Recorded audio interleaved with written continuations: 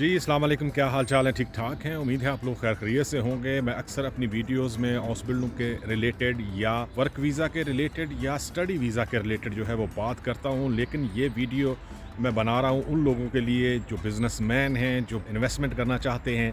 आप इन्वेस्टमेंट या बिज़नेस के ज़रिए भी यहाँ पे जर्मनी में वर्क परमिट हासिल कर सकते हैं। इसके लिए 4 जो है वो बेसिक बिज़नेस हैं। अगर आप इन बिज़नेस से रिलेटेड हैं या आप यहाँ पे सरमायाकारी करना चाहते हैं, खुद का बिज़नेस करना चाहते हैं या किसी कंपनी में जो है वो आप इन्वेस्टमेंट करना चाहते हैं, तो इस वीडियो में हम बात करेंगे कि किस तरह ये मुमकिन है और क्या-क्या चीज़ें जो है या कितनी इन्वेस्टमेंट जो है वो आप लोगों को चाहिए होगी और इसमें यहाँ की गवर्नमेंट जो है वो क्या हेल्प कर सकती है। आपको लैंग्वेज की ज़रूरत नहीं होती इसके लिए अगर आप यहाँ पे इन्वेस्टमेंट कर रहे हैं। लेकिन वीडियो में आगे बढ़ने से पहले आप लोगों से रिक्वेस्ट है कि अगर आपने अभी तक इस चैनल को सब्सक्राइब नहीं किया तो प्लीज़ सब्सक्राइब कर दें। सबसे पहले जो ये 4 पॉइंट हैं उनमें हम बात करेंगे सेल्फ एम्प्लॉयमेंट की। आप खुद का जो है वो कारोबार यहाँ पे शुरू करना चाहते हैं, इसके लिए आप सेल्फ एम्प्लॉयमेंट रेजिडेंस एक्ट 21 के तहत जो है वो वीज़ा अप्लाई कर सकते हैं जर्मन एम्बेसी में। लेकिन इसके लिए क्या क्या चाहिए होगा? सबसे पहले आपके पास एक बिज़नेस प्लान होना चाहिए कि आप जो भी बिज़नेस यहाँ पे करना चाहते हैं या स्टार्ट करना चाहते हैं, वो बिज़नेस जो है वो जर्मन की इकॉनमी के लिए कितना इफ़ेक्टिव है और आप यहाँ पे किस तरह जो है वो उस बिज़नेस को रन करेंगे। एक्चुअली में ये पूरा प्लान जो है वो इन रिटन जो है वो देना होता है कि आप यहाँ पे आके क्या क्या जो है वो काम करेंगे और किस तरह जो है वो वर्कर्स हायर करेंगे। ये प्लान पूरा जो है वो आप रिटन में जो है वो एम्बेसी में जमा करवाएंगे, तब जाके आप इस सेल्फ एम्प्लॉयमेंट रेजिडेंस एक्ट 21 के तहत वीज़ा जो है वो अप्लाई कर सकते हैं। इसके अलावा आपको मार्केट डिमांड जो है वो नज़र में रखनी होगी कि कहाँ पे जो है वो जो भी बिज़नेस आप स्टार्ट करना चाहते हैं उसकी डिमांड कहाँ पे है यहाँ पे। और इसके अलावा आपके पास सोर्सेज होने चाहिए कि आप 3 साल जो है वो 3 साल का वीज़ा मिलेगा और ये 3 साल जो हैं वो आप अपने इन्वेस्टमेंट से या अपने सरमाए से जो है वो अपने बिज़नेस को रन कर सकते हैं। आपको तनख्वाहें देने के लिए, आपको टैक्स देने के लिए या आपको रेंट देने के लिए, यहाँ पे जो भी आप शॉप लेंगे, जो भी बिज़नेस आप स्टार्ट करेंगे, वहाँ पे आपको किसी किस्म की कोई प्रॉब्लम नहीं होगी। और ये सारे सोर्सेज जो हैं वो आपको प्रूफ करने होंगे वीज़ा लेते हुए, मार्केट डिमांड को नज़र में रखते हुए, और सारा प्लान जो है, जो बिज़नेस प्लान होगा, वो आपको देना पड़ेगा। इसके बाद ये वीज़ा लेने के बाद आप अपना बिज़नेस जो है वो यहाँ पे चैम्बर ऑफ कॉमर्स ईहा का या इंडस्ट्रियल हैंडल्स कमर में जो है वो रजिस्टर्ड करवाएंगे और वहाँ से जो है वो उसकी अप्रूवल लेने के बाद आपको 3 साल का वीज़ा मिलेगा। और अगर आपका 3 साल ये बिज़नेस जो है वो यहाँ पे रन करता है, आप उसमें प्रॉफिट कमाते हैं और ये मार्केट के लिए अच्छा है, तो उसके बाद आप यहाँ पे जर्मनी में PR के लिए अप्लाई कर सकते हैं।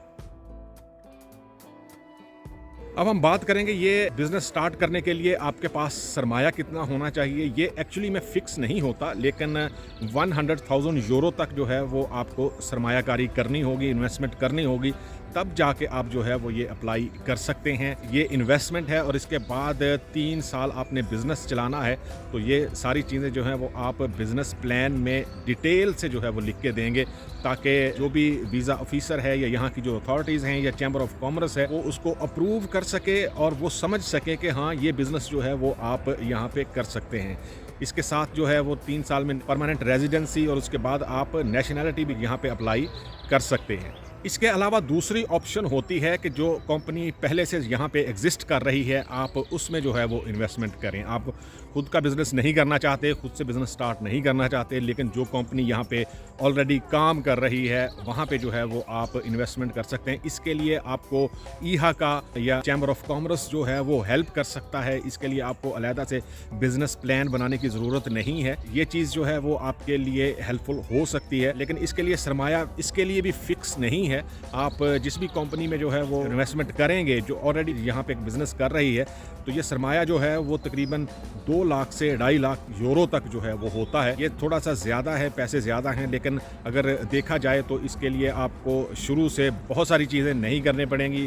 कंपनी जो है वो पहले से काम कर रही है और आप बिज़नेस बेनिफिट्स जो हैं वो ले सकते हैं और जर्मन इकॉनमी को जो है वो फ़ायदा पहुँचा सकते हैं। ये ऑप्शन एक्चुअली उन लोगों के लिए है जो खुद से जो है वो कारोबार शुरू नहीं करना करना चाहते, लेकिन एज अ साइलेंट पार्टनर जो हैं वो किसी कंपनी में सरमाया करना चाहते हैं, लेकिन इसके लिए भी आपको सोर्सेज जो हैं वो अपनी इनकम के सोर्सेज वहाँ पे जहाँ से भी आप वीज़ा अप्लाई करेंगे वहाँ पे आपको देने होंगे। इसके बाद जो तीसरी कैटेगरी इस वीज़ा में आती है वो फ्रीलांस वीज़ा है। ये एक्चुअली में freelance visa article 21 sub clause 5 के तहत जो है वो आप अप्लाई कर सकते हैं। अगर आप कंसल्टेंट हैं, आप आईटी के शोबे से रिलेटेड हैं, आप डिज़ाइनर हैं, आप आर्किटेक्चर हैं, तो ये सारे प्रूफ जो हैं वो आपको एम्बेसी में देने होंगे। आप किन किन कंपनीज़ के साथ काम कर रहे हैं यहाँ पे वो प्रूफ देने होंगे, वहाँ से कितनी जो है वो इनकम आपको होती है, ये सारी चीज़ें जो हैं वो आपको ये वीज़ा लेते हुए वहाँ पे एम्बेसी में सबमिट करवानी होंगी।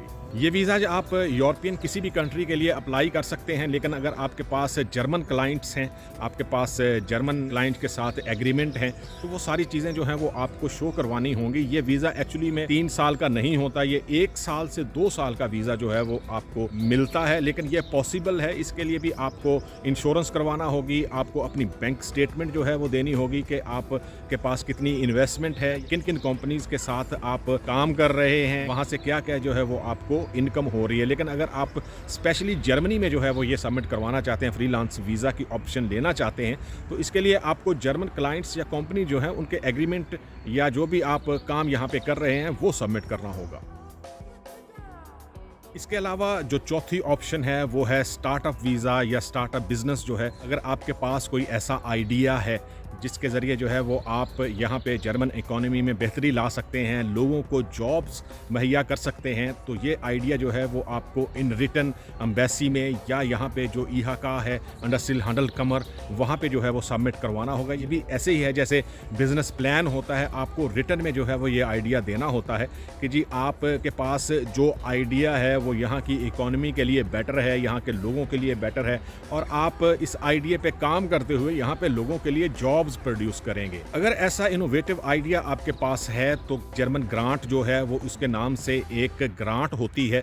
अगर आपका आइडिया जो है वो यहाँ पे वर्क कर सकता है, यहाँ की इकोनॉमी के लिए बेटर है, तो आपको गवर्नमेंट की फंडिंग भी मिल सकती है यहाँ पे। इसके लिए अलहदा से आपके पास कोई सरमाया नहीं होना चाहिए। ये ज़रूरी नहीं है कि आप खुद से जो है वो इन्वेस्टमेंट करें। अगर आपका आइडिया ऐसा है, जैसे आजकल जो है वो फॉर एग्जांपल इलेक्ट्रिक गाड़ियाँ जो हैं वो उनका बहुत स्कोप है यहाँ पे यूरोप में या पूरी दुनिया में, तो अगर आप उनमें कोई इनोवेशन लाना चाहते हैं या आपके पास कोई आइडिया है फॉर एग्जांपल, तो ये आइडिया जो है वो यहाँ पे जर्मन गवर्नमेंट या जो कंपनीज़ हैं उनके लिए बेटर है, तो आपको गवर्नमेंट की फंडिंग भी मिल सकती है इसमें। इसके अलावा जैसा मैंने कहा कि अगर आपका आइडिया गाड़ियों से रिलेटेड है, इलेक्ट्रिक गाड़ियों से रिलेटेड है, ये मैंने फॉर एग्जांपल कहा है, तो आपको कुछ जो कंपनीज़ हैं वो आपको फंडिंग दे सकती हैं अगर ये आइडिया उनके काम आ सकता है। बहुत सारे रिसर्च प्रोग्राम यहाँ पे चलते हैं यूरोपीय यूनियन के अंडर या जो भी गवर्नमेंट होती है उसके अंडर, और वहाँ से आपको इस सिलसिले में जो है वो इन्वेस्टमेंट मिल सकती है और आप उनके साथ मिलकर काम कर सकते हैं। लेकिन ये भी एक ऑप्शन होती है कि आप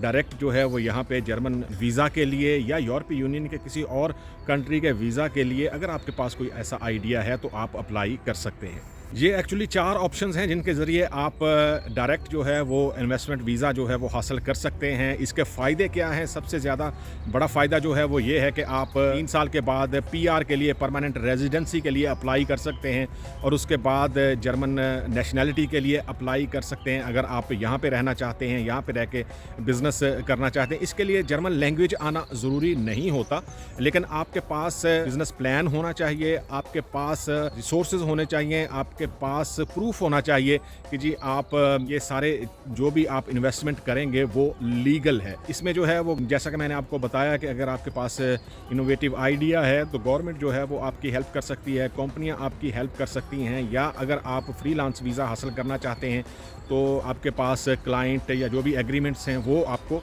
सबमिट करवाना होंगे। इसके अलावा और बहुत से फ़ायदे हैं आप अगर जर्मनी में जो है वो इस तरह का कोई बिज़नेस स्टार्ट करना चाहते हैं।